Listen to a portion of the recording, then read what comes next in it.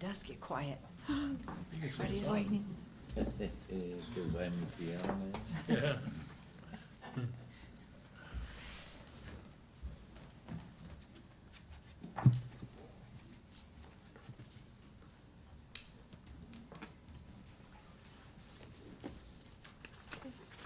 I'd like to call this meeting to order. It is Monday, June 11th, 2018.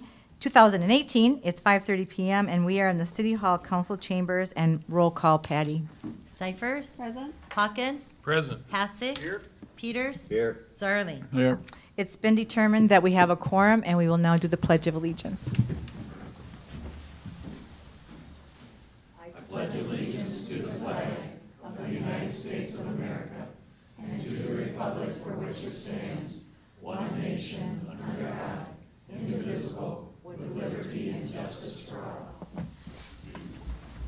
Thank you. First item on the agenda is to approve tonight's agenda, which you had emailed to you. And is there please a motion to approve the agenda as presented? So moved. Second. Motion offered by Zarling and second by Peters. Is there any further discussion? All in favor of the motion, say aye. Aye. All opposed, motion carried. Next item is to approve the minutes from our last meeting, which was May 14th, 2018, and those minutes were also included in your packet. Is there please a motion to approve the minutes as presented? So moved. to approve. Okay, motion offered by Cyphers, Second. second by Hassick. Is there any further discussion? All in favor of the motion, say aye. Aye. All opposed, motion carried. Next item is recognitions and presentations. And Mike, would you like to start? And Sure. This is a recognition of our employees that have 10, 15, and 20, and even 30 years of service. I just want to say before the mayor reads their names and asks you to come up that we've got a great bunch of employees that are very dedicated, do a lot of hard work. Most of them live in town. This is their community. And we're as successful as we are as a management team because of all of our employees. So thank you ahead of time. Okay, well said, Mike. And so what I'll do is I'll start with 10, 15, 20, 30, and when I'm done reading the last name under 30, for those of you that are present, if you could just please come up and start with Councilor Zarling, and we'd like to have you shake all of our hands in appreciation for all that you do for our city to make it so successful. So with that, 10 years employees are Paul Hoy and Randall Martin and Troy Nemmers. 15 years, Jamie Blease and James T.G. 20 years, Charles Abel, Michael Hunter, Betty Lamack, and Eric Schaefer. And our 30-year employees, Neil Becker, Perry Struess, and Terry Tonneson. And so with that, would you please come forward? Paul, you start.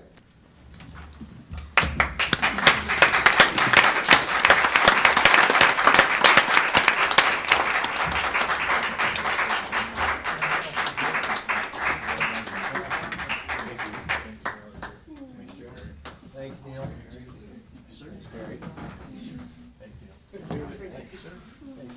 Thank you, sir. Thank you, Chief. Thanks, sir. Well done, sir.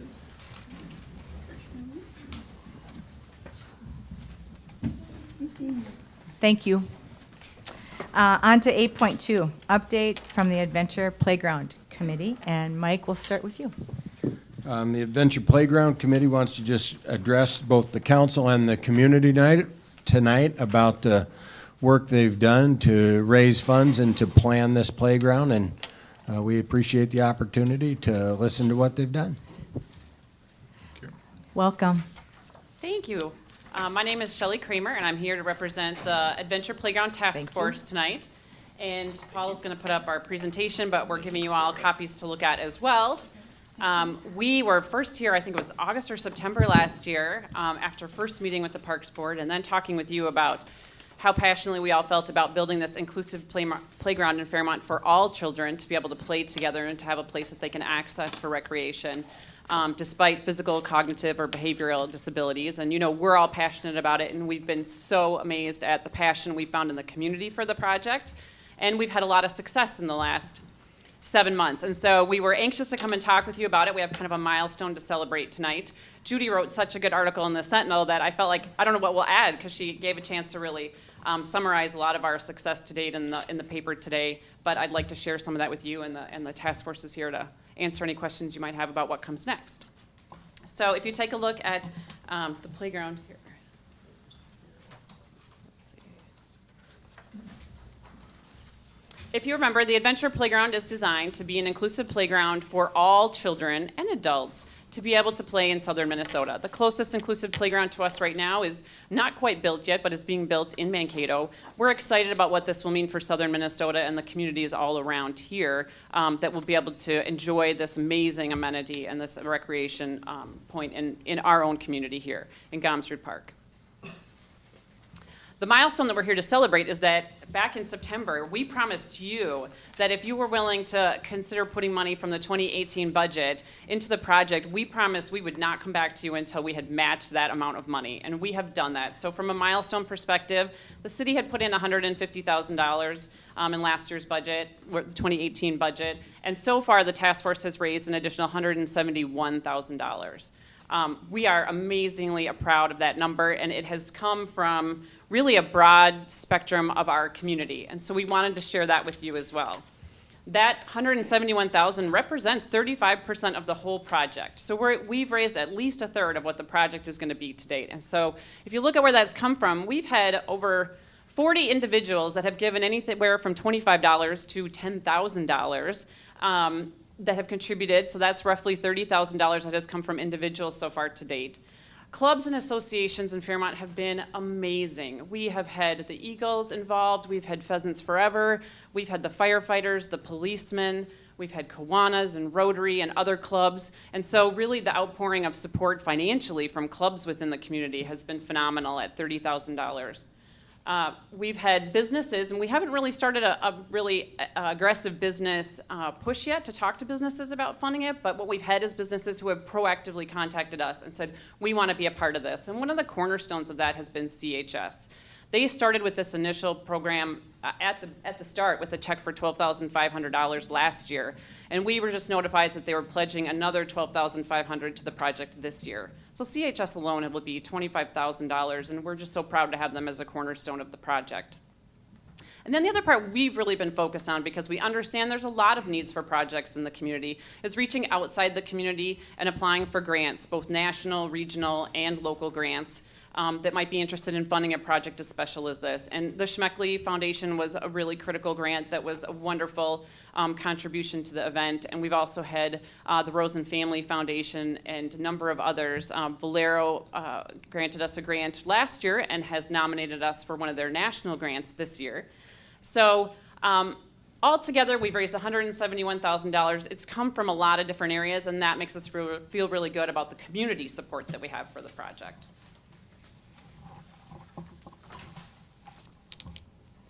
If we take a look at what the total project budget was, when we met with you last, it was a little bit less. The steel tariff has had an impact on pricing for playground equipment already. And so the project went up about 3% on equipment, which was about $8,000. The project is now about $488,000. The current funding, based on our current funding of what the city has put in and what we've put in, we're sitting at about $321,000, which leaves us today with a gap of about $167,000. We are not resting on our laurels at this point, and so if you look ahead right now, well, Paul, you might have to help me. Yeah. Thank goodness for paper copies too. If you look in your paper copies, we have about 7 grants right now that are pending. They include U.S. Bank, 3M's Greater Minnesota Grant, an Eagles Grant, the Martin County Area Foundation, Bank Midwest, Quick Trip, and as I mentioned, the Valero Benefit for Children. So those are all grants that have been submitted, and we are anxiously, waiting on bated breath to find out how we do in some of those. Grants tend to be an all or nothing, so we either find out that it's a great project for someone who wants to sponsor it, or we find out that we need to try again somewhere else. So we've been actively writing grants and doing what we can to get funding into the project, and hopefully we'll have a lot more success with those that are pending and those yet to be written this summer. Then we have a number of other upcoming initiatives we wanted to talk with you about, both from a fundraising and a project management perspective. So as I mentioned, we'll continue submitting grant applications and keep working to close that gap of $167,000. We'll be doing a public mailing campaign here in July that will be coming out that will reach out to some of the individuals in the community that we know have a passion for the project and just haven't found the time yet or the interest or that little click to get them interested in giving. We've also we've had interest about having a music piece added to the playground. And so we are looking at working with some people in the music community here, whether or not we can find an event that might sponsor a music-specific component that could be added to the playground. And that would be something that we would work on in addition to what we've already talked about in the budget, and that would be based on interest from those in the community who wanted to find maybe a concert to sponsor or something like that. And then finally, we're going to be hosting a number of other public fundraising events this summer and fall. And the next one coming up is Hy-Vee has offered to host a grocery dash for us. So it's a raffle. You buy raffle tickets, and someone will win a 2-minute grocery dash through Hy-Vee to put as much as $1,000 worth of things into their cart. They can also choose to take a cash payout instead if they'd rather not make the dash. But we hope someone will, because it'll be really fun to watch, and it's a great way to raise money. And Hy-Vee has been a great partner and sponsor in that as well.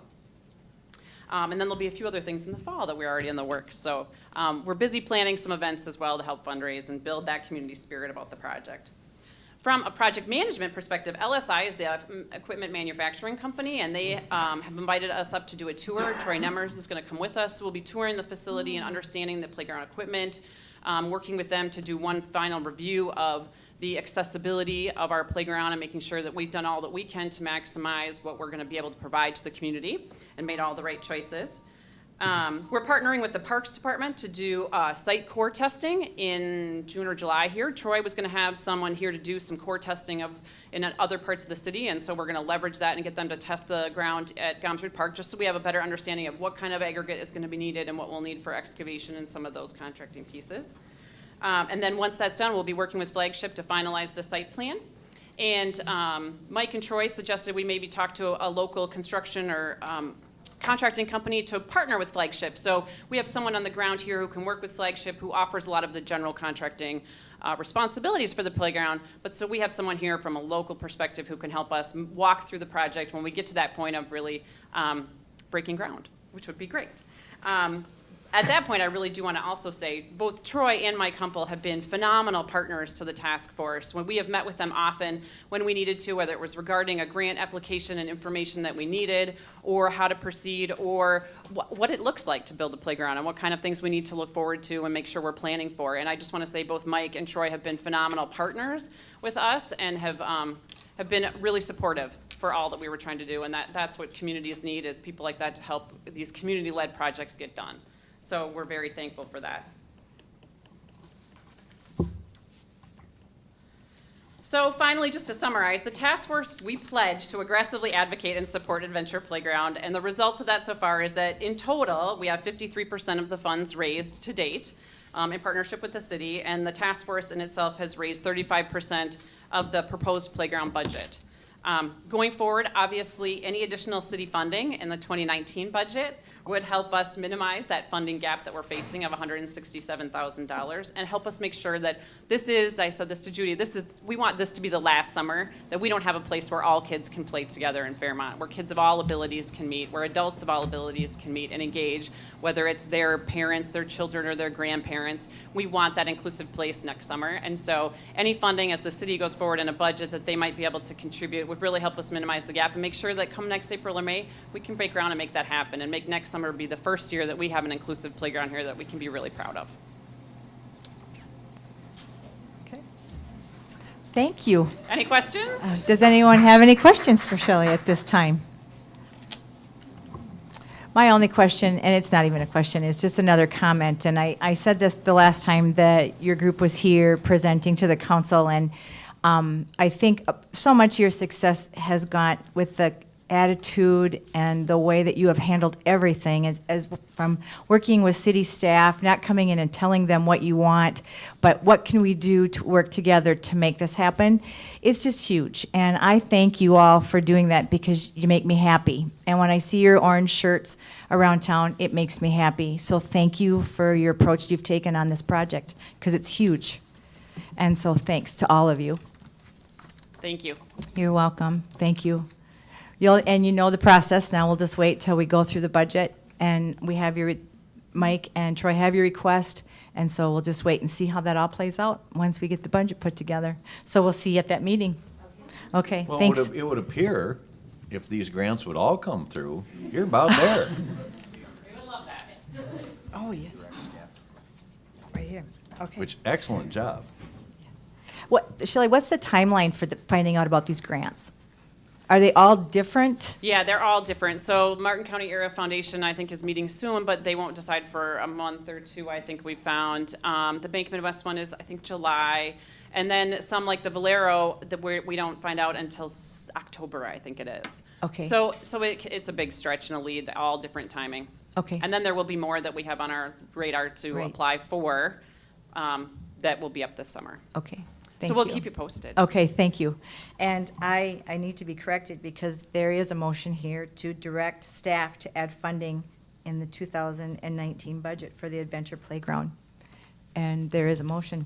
And I guess what I would suggest to council is that you direct staff, I think we talked with the Adventure Playground folks the first time on, if they raised a third, that we would help them 150 in 18 and 150 in 19. So if you just direct us to put money in the budget, and then if they raise all the money, or all their grants come in and they raise more money, we'll fill the gap. But I think what they want to know is that we're going to cover a substantial portion of that gap. Questions, At 100. sales tax money, Parks and Rec. We've never discussed that yet. Wouldn't this be a very appropriate place to earmark? I think what we need to do is get through our work session on what we're going to do with the sales tax. We used liquor store money for this. I'm aware. Last year, so, but I think that can be part of the discussion as we go forward. We'll put it in the budget and then find Where it's coming within from? our budget where it's coming from is what I'd ask tonight, just so that when the playground folks know when we sit down for our budget discussions, we have funding plugged. So then you can go ahead and get building this. Is that kind of where it goes, if you know you've got the money? I think we'd have to talk to Mike about how that works from a city budget perspective and what we're allowed to do, if it's in the Because we're 2019 budget or not. We're planning on next year. 2019, yeah. Yeah.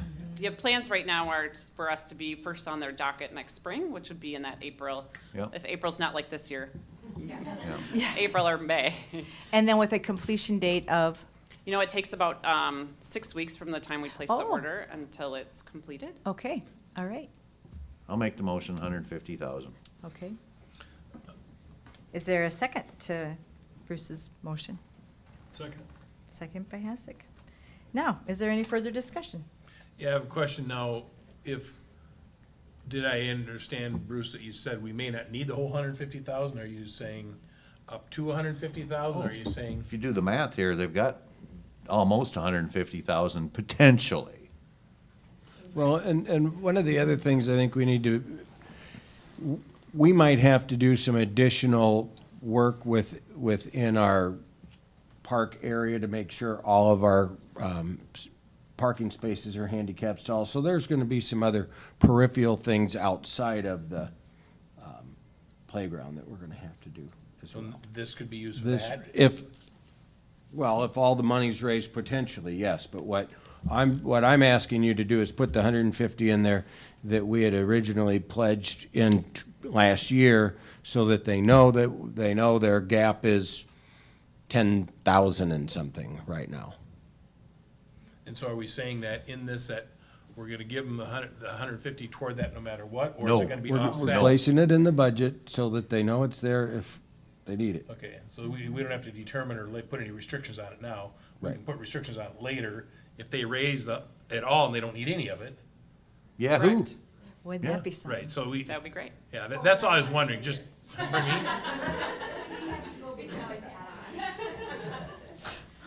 I'm just saying we committed to raising, so then, we can say, all right, we know they raised all the money, somebody, big donor came in and covered it, so we don't have to give anything. We have that option still in the future, right? If we make this a motion tonight. Correct. That's Okay, correct. Okay. super. Any other questions? Well, so how does the motion actually read then? The motion is going to read to direct staff to add $150,000 funding in the 2019 budget for the Adventure Playground. And so we already know that is changeable. Yep, know. yep, No, exactly. No, What? we're putting it in the budget. That's We- not changeable. It may not get used, Right, Or maybe shifted to something else. it could, whatever. yeah, The motion is to put it in the budget right. for 2019, Okay. for the adventure Okay. playground. Is there any other discussion? Not, is there, all in favor of the motion, say aye. Aye. All opposed? Motion carried. Congratulations. Thank you. Thank We'll you. still keep you updated as the Please funding do. goes on. We'll look forward to We it. would love to see that number go down. Yeah, that would be great. Thank you all. 8.3, MSI annual update. Mike. Listen, Troy. Nope, Tyler Tyler. Cowing, Tyler. our Jeepers. engineering tech, water resources person, will give us a brief MS4 permit update as required by law, that we make the public aware of what we're doing. So Tyler's here to tell us what MS4 is, just to begin with. I always forget one of the S's, Tyler. MS4 stands for Municipal Separate Storm Sewer System, separate from our sanitary sewer system. So, yeah, like Mike said, I'm just here to give a brief update, a requirement of our MS4 permit from MPCA. So I guess I'll go through a couple of slides that we've been presenting to all our streets, parks, police, fire. Everybody in the city is supposed to be trained in stormwater management. So I guess I'll give you a brief overview of why water quality is important. We have 13.1 million acres of lakes, rivers, creeks, and wetlands within the state of Minnesota, and 12% of the city of Fairmont is comprised of fresh water. We use our water for our drinking supply, recreation, fishing, swimming, boating, aquatic life, and aesthetics. High property values around our lakes boost our revenue. Sometimes people get confused on what type of permits we carry with MPCA and kind of get them all confused. We carry a variety of different permits from MPCA. One would be our surface water discharge for our wastewater plant, surface water discharge for our current lime ponds. We have 2 industrial stormwater permits for our airport facility and wastewater treatment facilities, as well as a variety of construction stormwater permits for all our public improvements on our streets and any other public improvements we do, as well as other businesses in town that have construction going on. And then our MS4 permit, which comprises of all our stormwater discharge for the city. Like I said, MS4 stands for basically any conveyance that takes our water off our surfaces and into our lakes and rivers. Just a brief overview of what we have for infrastructure. 175 outlets to our lakes, creeks, and wetlands within city limits. 2,200 catch basins. 57 miles of storm sewer pipe. 5 wet ponds. 3 dry ponds. 4 filtration basins. And a number of structural sediment control devices, such as the SAFL baffle device on the left and a hydrodynamic separator on the right. The storm sewer runs through these and takes out all the sediment, and our storm sewer drops it into a sump, and then we can remove it before it hits the lake. So like I said, Fairmont's an MS4 community, which is permitted by MPCA, and we receive a National Pollution Discharge Elimination System permit from MPCA in 2006. This is a program that's required by EPA and is regulated through MPCA. The city's permitted was issued a permit, and the last permit in 2013, and will be the current permit we're working under through the EPA expires this summer, and they'll be updating that permit come they're thinking January of 2020 at this point in time. They don't have to issue the permit before the other one expires for the EPA under the MS4 permit, unlike the construction stormwater permit that has to get issued before it expires. The city will have to reapply for coverage at that time, and this new permit is I don't see very many changes, some minor changes, clarification, some detail changes, not anything real significant. City of Fairmont was approved for the current permit in 2014 and has been working to update and revise and make additions to a stormwater program to meet all the requirements. Been working through the current ordinance change the last few months, some of those revisions and changes, what we had to do to work through that process, and we've created what they call SOPs, standard operating procedures for stormwater program, and ERPs, enforcement response procedures. Lots of acronyms within stormwater, SWIP, BMP for best management practice, MCM for minimum control measures, TMDLs, total maximum daily load that can be received to a water body and keep it healthy. WLA, waste load allocation, the amount of contaminant that can reach the water body that the city could potentially be limited to. And so there's 6 MCMs. I'll go through kind of a brief overview of what those are, what we're doing within each one of those. Number 1 is education, probably the most important part of the whole program, in my opinion.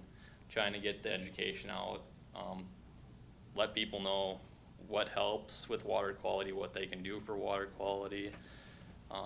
We sent out put together a brochure kind of put with our utility billing in the last couple months, so that went out in all our utility billings.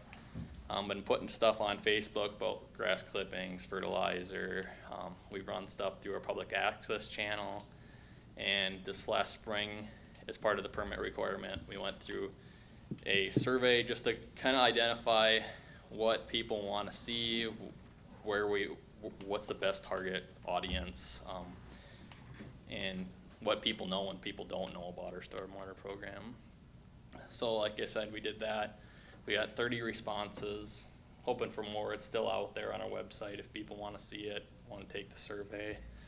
What we found is 67% of those 30 people have never heard of the program.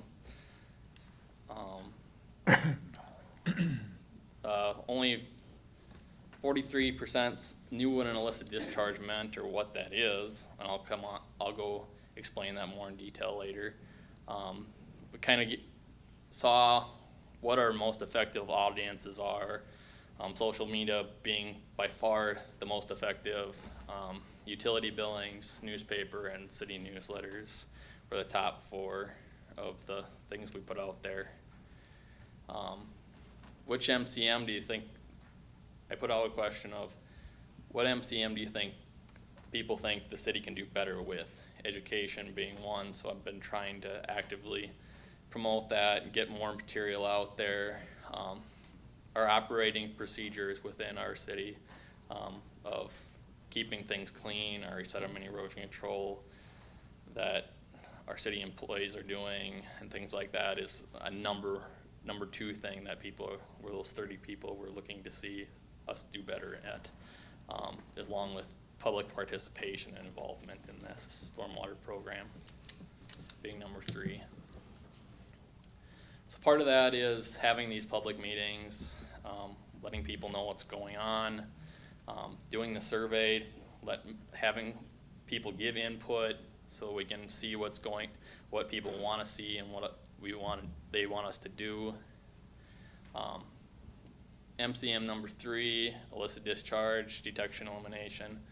Basically, we're looking to keep pollutants out of our lakes and rivers. An illicit discharge is basically anything that can potentially pollute our lakes and rivers that gets to our storm sewer system. So some of the requirements underneath the MS4 permit are to maintain a map of our storm sewer system so we know if something's dumped in, we can quick find our map. We got flow direction on it, grades, type of pipe, where we can cut it off. We've been updating that all in GIS the last 3 years. We finally got a complete GIS system of all our storm sewer, I would say, and it's 97% accurate now, so it's great to have that as a tool. Implement and Then another part of the program is implementing regulatory mechanisms that effectively prohibit the stormwater discharges to the MS4. Passing our stormwater ordinance definitely helps with that. Incorporating illicit discharge detection into all city maintenance and inspection activities, detecting and tracking sources of all illicit discharges. And we annually train all our field staff to recognize and report illicit discharges.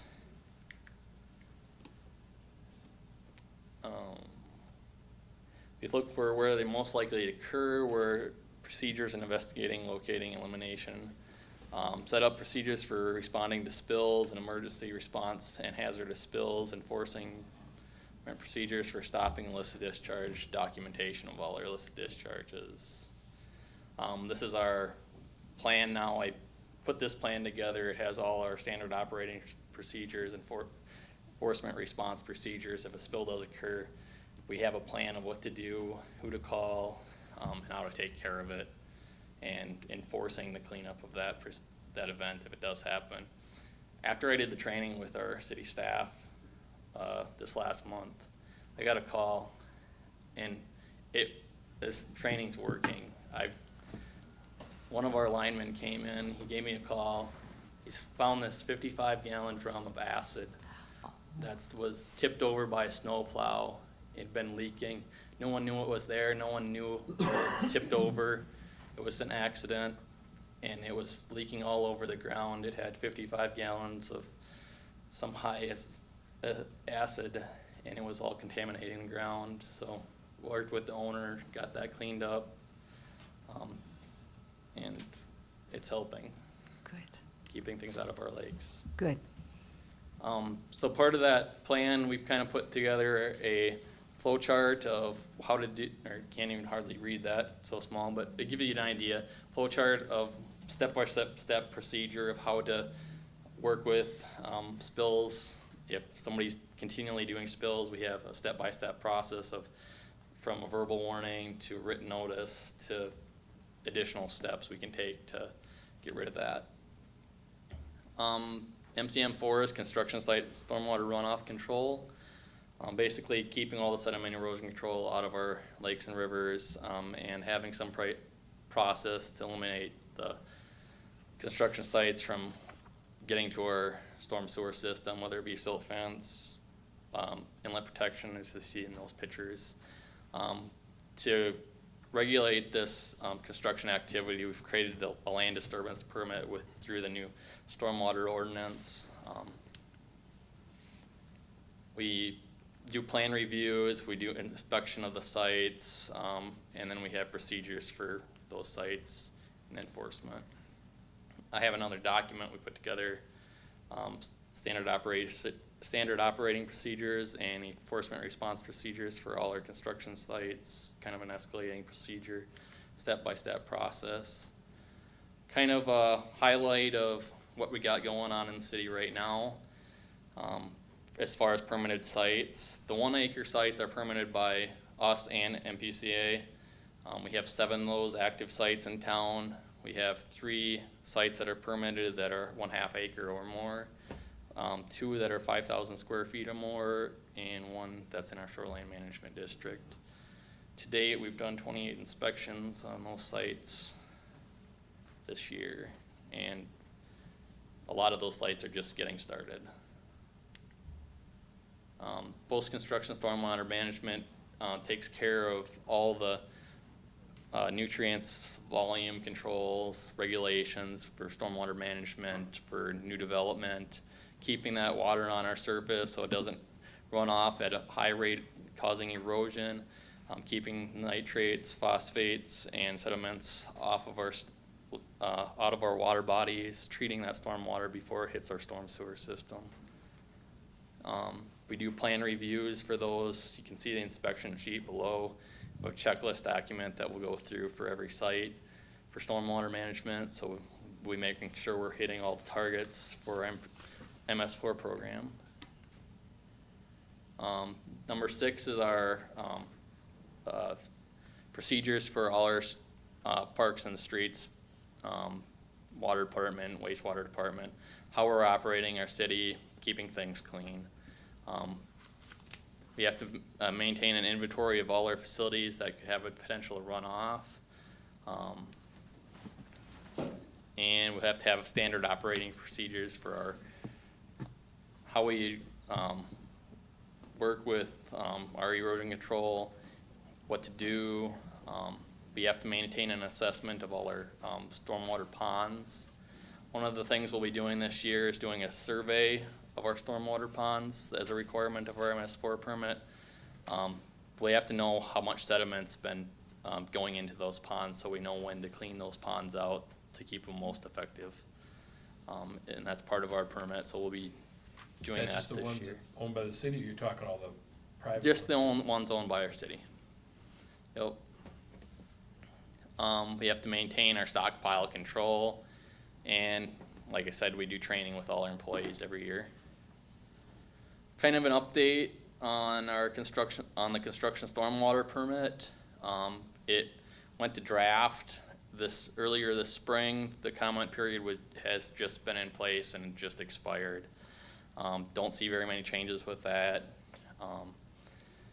The big thing with the construction stormwater permit is that basically you have to have your MS4 permit construction regulations as stringent as the MPCA stormwater permit. So what changes in the construction stormwater permit from the PCA gets handed down to us at a local level, and we have to enforce it just as the new permit is for the construction stormwater for EPA. And then another little update on the water restoration and protection strategies being done by the PCA.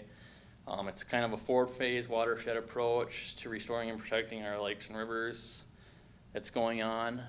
It's a 10-year cycle. The Blue Earth River watershed, which we're in, is going through that cycle currently. We're in our 2nd year of monitoring. The PCA's been down here sampling our lakes and creeks. Next year they'll be putting together a monitoring report to show what all that data is, what they've collected. And then in 2020, they'll be putting together reports on total maximum daily loads for our lakes and rivers, creeks, stressor IDs, seeing what the stressors are in our lakes and rivers. And then I'll put together a total report for all the data they collected, what their findings are for that whole project in 2021.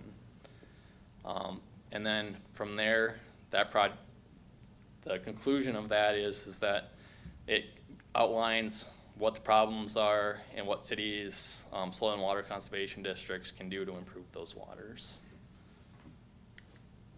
So that's all I have. Okay. Any questions?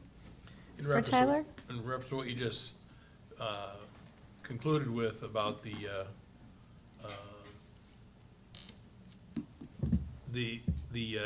monitoring with the MPCA that you're doing right now, is that somewhat what's going on with what's coming down Dutch Creek and into the lake there? Is that Yep, what you're they've been monitoring? sampling Dutch Creek and all of our lakes. Soil and Water has some of the data.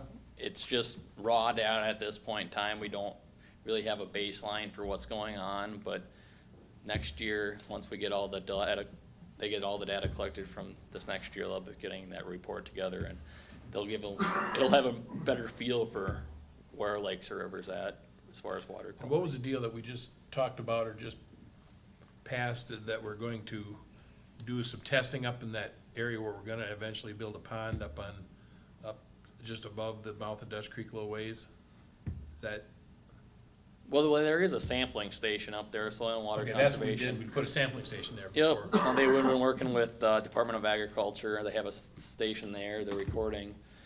It's an automatic station that's recording storm events. It's got nitrates. I don't know what else. TSS they're collecting the stage of the river or creek. So we'll have a good feeling for what's coming down Dutch Creek at that Right. there with that data. Been doing that. It's been active for 2 or 3 years now. So it's given us some good data there. Okay. Any other questions for Tyler? I have a question for Tyler. Sure. Can I? Well, Or not? um,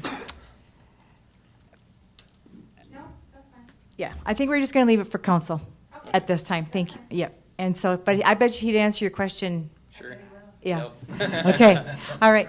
Tyler, thank you very much. Have a good night. Thanks, you Thank too. you. 9.1, public hearing for proposed ordinance 2018-13, amending City Code Chapter 23, Article 1, Section 23-1, vacating public grounds and streets. And at this time, I'd like to open the public hearing, and we will start with Mike. Well, staff's committed to updating all of our codes and ordinances where we find inconsistencies with state statute, and we make those changes. We're doing that tonight with vacating our ordinance on vacating public grounds. You can see the strikeouts and additions in there. Elizabeth just made sure we're now consistent with state statute. We don't look at these all that often, but we had the opportunity to through some vacations or some vacating activity that took place earlier this spring. So with that, we're just asking the council to take public comment on changing this ordinance, and staff recommends final approval. Okay, thank you. Is there anyone here that would like to address the council at this time? Hearing none, is there? Move to close the public hearing. Thank you. Motion by Zarling, second by Peters. Is there any further discussion? All in favor of the motion, say aye. Aye. All opposed? Motion carried. Then the next motion, please, would be to adopt ordinance number 2018-13 as presented. So moved. Motion offered by Peters, Second. second by Cyphers. Is there any further discussion? This is a roll call vote, please, Patty. Cyphers? Yes. Hawkins? Yes. Hassick? Yes. Peters? Yes. Zarling? Yes. Resolution passed. Thank you.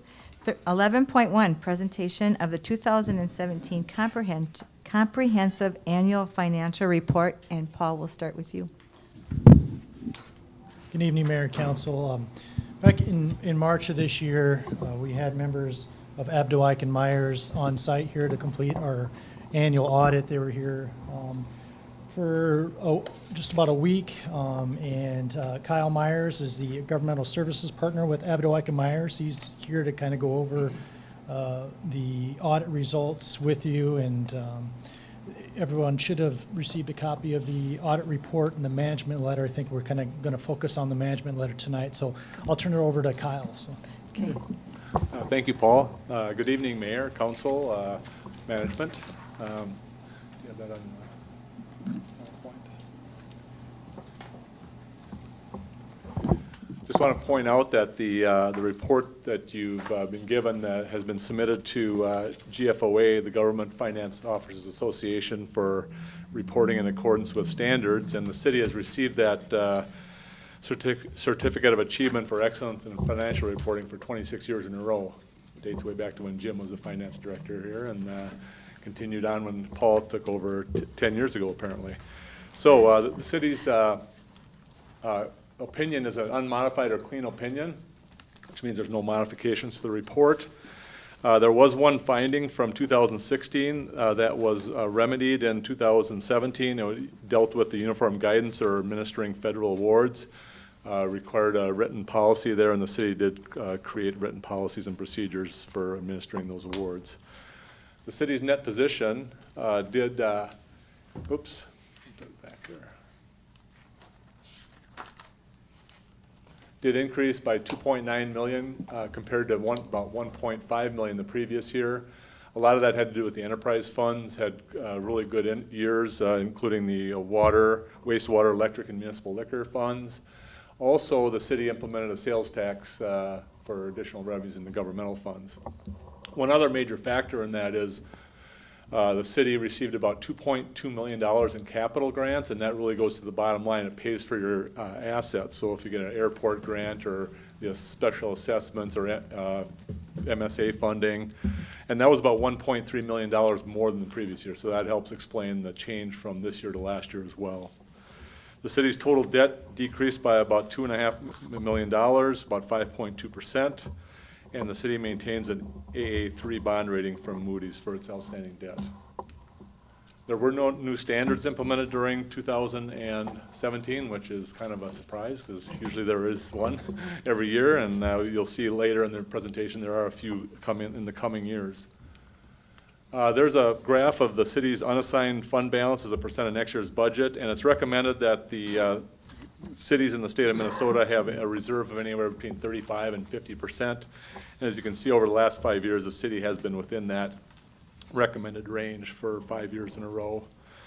Keep in mind that this is the unassigned fund balance. The city does have assignments of fund balance to be used for the, in the future for certain projects going on within the city as well. You will also notice that the city's fund balance, even though the percentage decreased this year, the fund balance did increase $250,000 in 2017, but because the city's budget increased, that percentage is lower of next year's budget. You can see it's about 40%, where last year was about 47%. The city's general fund operations, you can see that the city budgeted to have a deficit of just under $300,000 and actually came out ahead $257,000. So you had a favorable variance there of about $550,000. Again, your revenues were over budget by about $230,000, and your expenditures were under by about $281,000, and there's some of the details down below there of those under expenditures. Most of it was in the area of culture and recreation capital outlay that was under by about $340,000. Did not spend your entire budget there. This lists your general fund revenue sources over a 3-year period. You can see that intergovernmental is the major revenue source within the general fund at just under $4 million, and tax revenues just under $3 million. But you can see as one goes down, the other goes up. Your intergovernmental revenue has actually decreased over the last 3 years, and therefore the other balancing factor there is your tax dollars in the general fund have gone up as well. General fund expenditures, you can see that public safety is your highest expenditure at about $3 million. Then it goes down to a couple of different departments there. I can't quite read the colors there, but it's probably streets and highways and culture and rec, and general government are probably the next three, just under $1.5 million. So it's pretty level if you see the spending level over a 3-year period in the general fund. This lists the city's special revenue funds. Overall, all funds have a positive balance, and the total increase during the year was about $218,000, of which the local option sales tax was about $155,000 of that. The new fund there at the bottom. Then your debt service funds. The city has about $14.5 million in debt, about $4.8 million in cash and investments in those debt service funds to fund the future debt, and then your total assets would include like future special assessments receivable on top of your cash and investments to help fund the principal and interest on the debt. There is one issue here that has matured, the 2008 equipment certificates noted on the top there, and that has about $119,000 in assets, cash and investments in there that could be closed or could be used for other purposes. The next slide here shows the city's annual debt service requirements for the next 10 years. I believe in 2018 there's some refunding bonds, and that's therefore you have a higher amount due, about $2.7 million, and then it drops off to just over about $1.6 million for about 3 years in a row, and then it starts declining once you get into 2022, 23 to $1 million or less. So again, gives you an idea of layering your debt service levies and issues to what's affordable in your debt service levies. And I know you talked about some of that in the meeting before this about changing some policies on funding those, and this would be helpful in figuring out what your debt service requirements are going forward. Again, this is just as of right now, without any new debt issuances going forward. Capital project funds here, the city has about 10 capital projects ongoing. Some of those have been closed because the projects have been completed. You have one project there, the community center project, that has in a deficit of $125,000. So obviously you've incurred some expenditures that have not been funded yet, and those will be funded with future revenue sources. Then we get into the enterprise funds of the city, the water utility fund. Again, all these charts for the utility or the enterprise funds here. Ideally, in an enterprise fund, your blue bar there, which is the charges for services, your operating receipts, should be sufficient to cover not only your operating costs, which is the gray bar, but your debt service principal and interest payments, which is the green bar there. And you can see the water utility fund exceeds the disbursements for the last 4 years. So therefore, it has a positive cash flow from operations. And the cash balance has been maintained at about a $3 million level, currently at about $2.8 million. But when you look at the requirement there, if you take about 3 months of operating costs plus 1 year of debt service payments, you can see that the water fund has about a $1 million excess, which mainly means that you have about $1 million to be used for capital needs. So if you need a major improvement within the water fund and want to keep that, your minimum requirement there of $1,765,000, you could use some of that $1 million towards infrastructure within the fund. As you can see, your bonds payable have been decreasing over 4 years from 26.3 million 4 years ago to 24.1 million, about a $2 million decrease over 4 years. Again, I won't go over these in detail, but you can see the same is true for your wastewater fund, where your operating receipts are covering the costs of operations and debt. And then your cash balances there also have been maintained at about a $4 million level. And there you have about a $3 million cushion there for capital needs. And again, your debt has been paid off about $2.1 million over 4 years in the wastewater utility fund.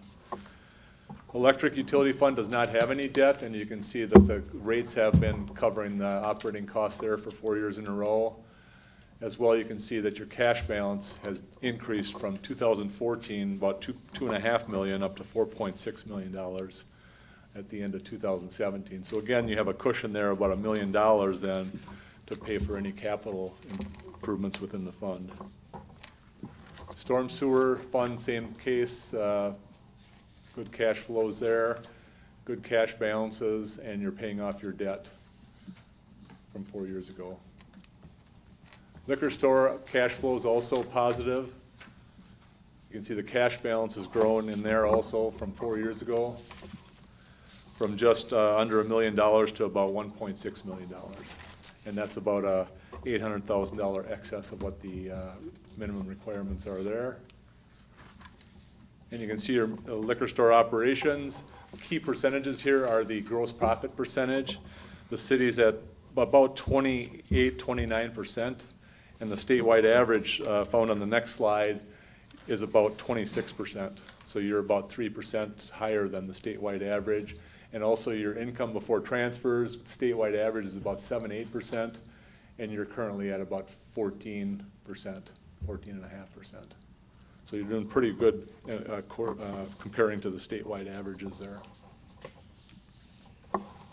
The internal service funds, you can see you have about half dozen of those, and they're all positive at the end of the year. You had the central garage and equipment that had a minor deficit the previous year, and that now is a positive balance. So again, those funds are doing quite well and have pretty good reserves set aside for future needs.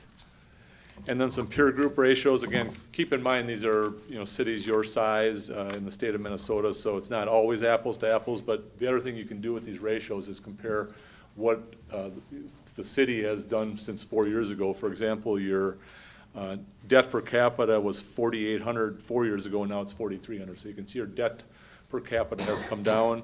Your tax levies have increased over 4 years, but you're still below the peer group average of about $514. So you're about $100 less than the peer group in taxes per capita. As I mentioned, there was no accounting standard changes during the current year. You can see there's about 6 or 7 here that are coming up in the next 3 years. The one that's probably the most important is the first one there, Governmental Accounting Standards Board Statement number 75 relating to other post-employment benefits.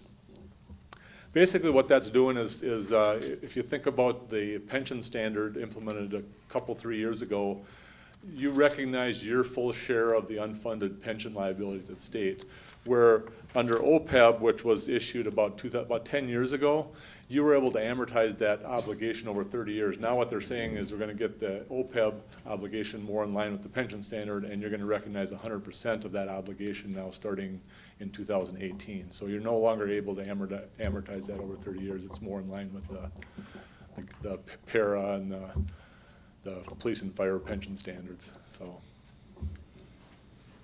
Again, I've gone over a lot of information here, and hopefully if you have any questions, I'd be glad to answer those or any discussion on anything I've gone over.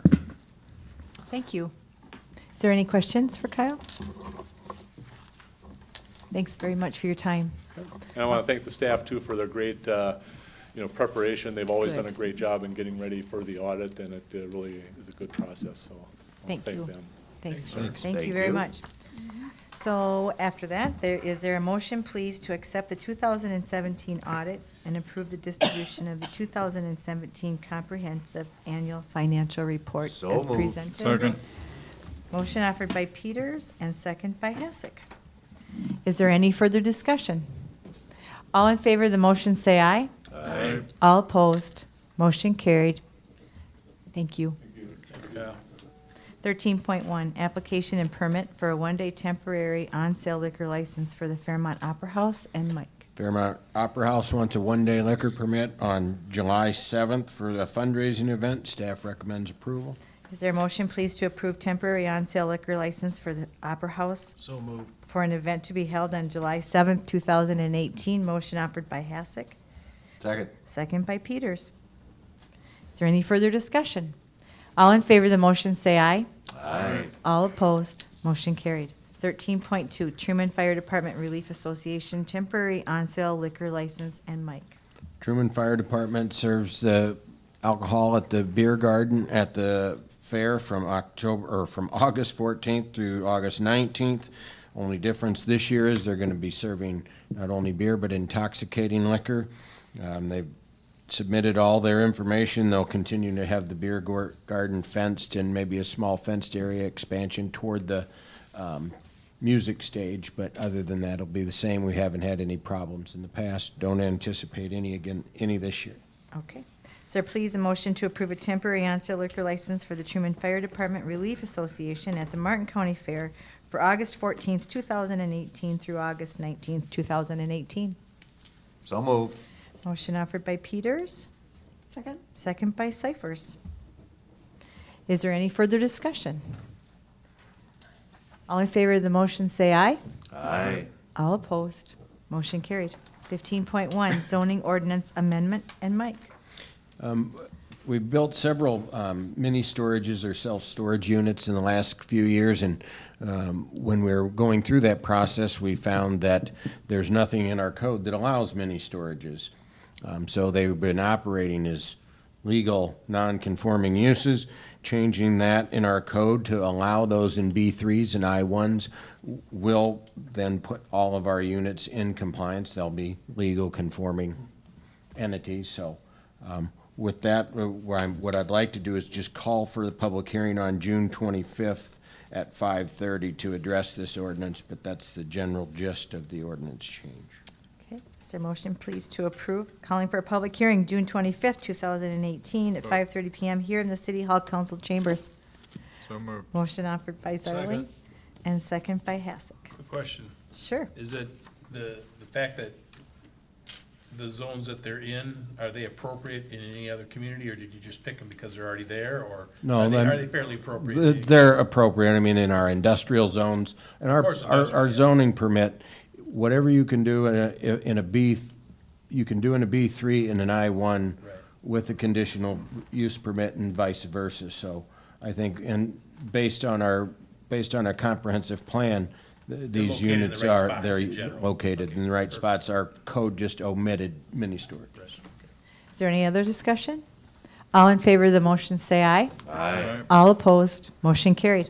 15.2, request for funding for the 4th of July fireworks, and Mike. The fire department generally raises around $20,000 a year for our Fairmont fireworks. A lot of people enjoy those. They're asking the council if they'd contribute $1,500 toward these fireworks this year, and we've done that the last several years. So staff recommends approval. Is there a motion, please, to approve funding of $1,500 for the July 4th fireworks? So moved.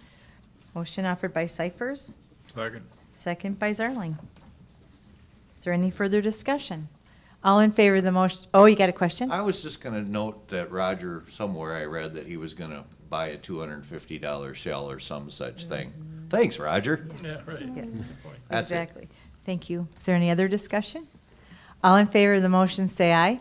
Aye. All opposed, motion carried. And I should say thank you for doing it for 25 years. That's also. exactly right. Well noted. Thank you very much. 15.3, rural and urban service districts. And Mike. We have an urban and rural service district. Those are our taxing districts. We go through those each year and determine which ones, or if we have properties that need to come out of the rural service district. This sets a public hearing on June 25th to do that. Is there a motion, please, to set a public hearing for ordinance number 2018-15 for June 25th, 2018, to be held at the council chambers at 5:30 PM? So moved. Motion offered by Zarling Second? and second by Peters. Is there any further discussion? All in favor of the motion, say aye. Aye. All opposed? Motion carried. 16.1, accounts payable, and Paul. Because we only had one meeting in May, we're asking for approval for the May invoices at this meeting, and I'd be happy to answer any questions you may have on those. If hearing none, is there a motion, please, to approve the payment of the May 2018 bills as presented? So moved. Motion offered by Peters and second by Hasek. Is there any further discussion? All in favor of the motion, say aye. Aye. All opposed? Motion carried. We'll now move on to 17, and Mike, we'll start with you. I just wanted to remind everybody that tomorrow our citywide drop-off starts at 9 a.m. to 3 p.m. out on 12th and Marcus Street at the county and the city's line department. You can bring your coupons with the appliances, electronics you want to get rid of, and tires. They're limited to those coupons. If you have just household junk, that's unlimited. So clean up and bring it out. You can do that tomorrow from 9 to 3, on Saturday from 9 a.m. till noon. We'll have 2 days again in September, September 11th, 9 to 3, and September 15th, which is a Saturday, 9 to noon. And then if those dates aren't convenient for you, you can take your coupons and your stuff up to Prairie Land in Truman anytime and drop it off. Oh, anytime they're open. What is household junk? Mattresses, dressers, Okay. treadmill, I mean, Stuff. stuff that you want to get rid of. And remember, anything you have inside your house is a nuisance if it's laying around outside your house. So this is an opportunity to get rid of that stuff if you'd like to. Amen. Exactly. Thank you, Mike. Is it anyone else have anything they'd like to bring in front of the council at this time? I do. I just wanted to tell the council that I'll be attending the Region 9 bus tour, and that is on the 20th. And we're visiting Sleepy Eye, tour of the Omar Dairy Farm, and St. James, a site visit on that day, and then we finish up with a full commission meeting that night. And then I want to remind everybody that we have the Fairmont Triathlon coming up this weekend on Saturday. Everybody come out and either participate or spectate, or volunteer. We'll still take volunteers to help. It takes a lot of people to put on the event. And then I just wanted to give a shout out to the IHD committee. I thought it was just a real great weekend this last weekend, and appreciate all the hard work they did. Thank you. Anybody else? Hearing none, is there a motion, please, to adjourn the meeting? So moved. Motion offered by Zarling Second. and second by I wanna stay here a Cyphers. while. Is there any further discussion? All in favor of the motion, say aye. Aye. All opposed, motion carried, and the meeting is adjourned.